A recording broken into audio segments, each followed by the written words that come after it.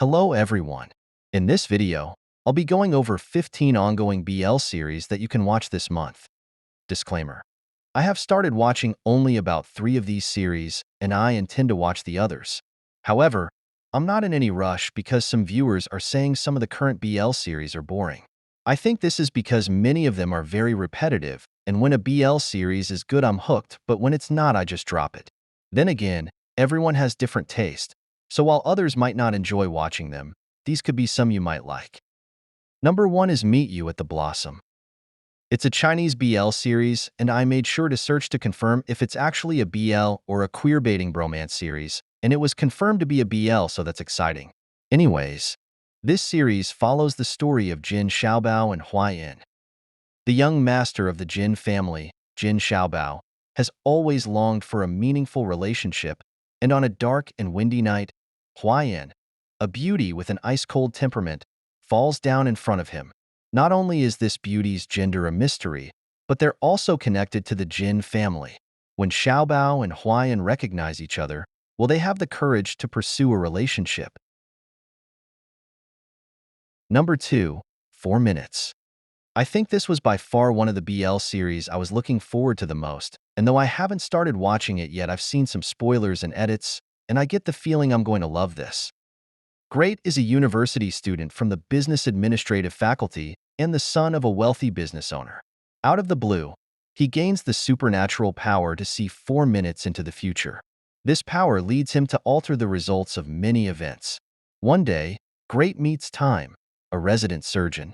The two try to get to know each other, and their relationship begins to grow.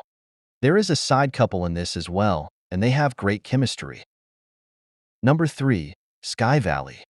This is a Filipino BL series, and I'm glad they're finally releasing some more, because Oxen Films tend to release good BL series. This is one of the shows I'm currently watching, and I'm looking forward to episode 5. This follows the story of Junjun, a horseman working at the resort who finds himself irresistibly drawn to Fourth, a mysterious guest whose arrival stirs up deep emotions. The second story follows Paris, a vlogger from Manila who falls for Taylor, the daughter of the resort's owner, sparking a passionate romance. Number 4, Monster Next Door. Honestly, give me an introvert and extrovert love story anytime. I love the dynamic. The synopsis alone pulled me in.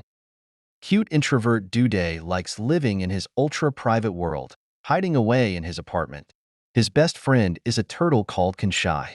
His life of peace, however, is destroyed when God, an extroverted senior from another faculty, moves in next door.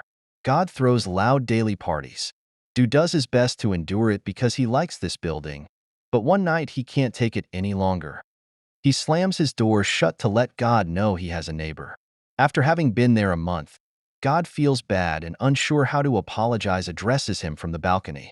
Du responds unconcernedly, and going back and forth, the pair's talking turns to friendship with the rule that they must not meet face to face. Number 5 is Sugar Dog Life. A love story interwoven between Sakuraba Isumi, a short, baby-faced university student who is a great cook, and Amasawa Kayasuk, a tall and sincere police officer with a natural, easygoing charm. 20-year-old Isumi is mistaken for a minor and nearly gets taken into custody by Amasawa. Later, Isumi runs into Amasawa again at the convenience store where he works part-time. From then on, every time they meet, Amasawa asks for recommendations for late-night snacks. Concerned about Amasawa's eating habits, Isumi offers, "How about I come over and cook for you?" Was that Riz chat? Is that Riz? Visiting Amasawa's home, they grow closer through home-cooked meals. Number 6, Battle of the Writers. Author Abun is accused of plagiarizing another writer named Chan. However, the former denies the accusations, which leads to the pair's unexpected encounter. Shortly after, Abun and Chan come across each other again as they join a team of writers from multiple genres to work on a new novel. Based on the synopsis, this will be an enemies to lovers trope, and I don't think I'll ever get tired of this trope when it's done right. Number 7 is Cosmetic Play Lover. Sahashi and Natsum form a working relationship as cosmetic consultants at the request of their company, with both consultants being star employees. However, The impolite and disrespectful Sahashi is a big headache for the senior Natsum. What's more, Sahashi discovers Natsum's secret and threatens him with it. I didn't read the manga or watch the series, so I'm not sure if they'll change a few things. But according to online resources, in the manga, Sahashi finds out Natsum is gay and uses this to his advantage in a power play, coercing Natsum to become his friend with benefits. Number 8 is I Hear the Sunspot. Due to his hearing disability, Sugihara Kohei is often misunderstood and has trouble integrating into life on campus. As such, he keeps his distance. That all changes when he meets the outspoken and cheerful Sagawa Taichi. He comforts Kohei and assures him that his hearing loss is not his fault. Taichi's kind words cut through Kohei's usual defense mechanisms and open his heart. Now, they are more than friends and less than lovers. Even so, this relationship changes Kohei forever. Number 9. Sunset Vibes. For as long as he can remember, Saleen has been dreaming of one man every full moon, a man who wears traditional Thai clothing. Accompanying his appearance is the scent of night-blooming jasmine. As Saleen's 18th birthday approaches, the man disappears from his dreams, from his life, entirely without a word. When Saleen starts his internship at a giant company, he meets CEO Sun Suryan, the very person he'd spent the previous night with. Number 10. I Saw You in My Dream. Hye-in Pu, the boy next door that's skilled at driving him crazy, had been star-crossed haters since childhood. Suddenly, however, Yu begins popping up in Hye's dreams, each scene more romantic than the last. From sworn enemies to dreamy lovers? That can't be right. And what's more is that Hye's dreams are starting to become reality. What on earth is going on? Based on the summary, this seems like a combination of Why Are You the Series and Bad Buddy. Number 11. My Love Mix-Up. Timid and clumsy Adam has a crush on Matmi, the girl who sits next to him in class. He despairs when he borrows her eraser and sees she's written the name of another boy, Kongthap, on it. To make matters worse, Kongthap sees his name on the eraser that Adam drops and thinks Adam has a crush on him. Number 12. The Trainee. I think after Off-Gun's previous series, Cooking Crush, many fans had high hopes for this, but unfortunately, on Twitter many people voiced that they think it's boring. I haven't even finished part 1 of episode 1 yet, so I can't really agree or disagree with that.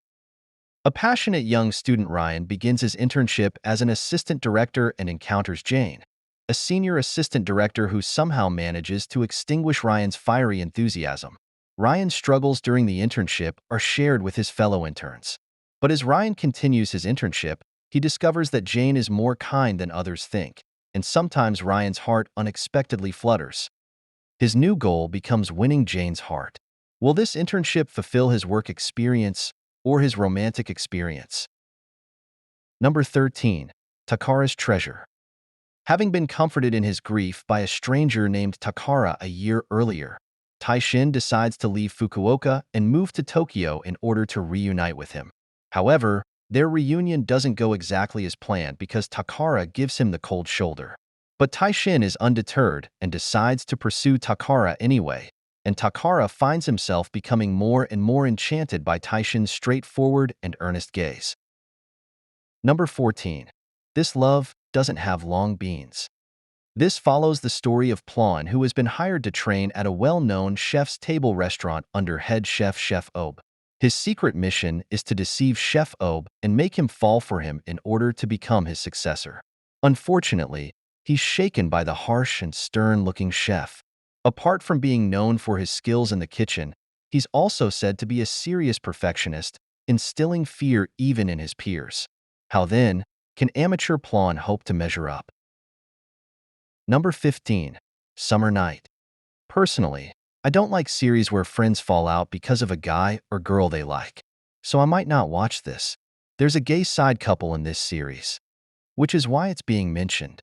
Nonetheless, it's good to see Fuin and Dunk in a show together. A secret love story begins the night before summer holidays when high school nobody Loon gets together with school princess Star. It has to stay secret because school Prince White, the one who invited Loon into their friend group where he got to know Star, also likes her. The events of that summer night become the starting point of a chaotic story of friendship, love, and hate. Bonus series, First Note of Love. It started airing today, on August 12th, 2024. I've talked about it a few times on this channel, but you can watch it free on YouTube. Thank you all for the support. I hope you enjoyed watching this video. Take care.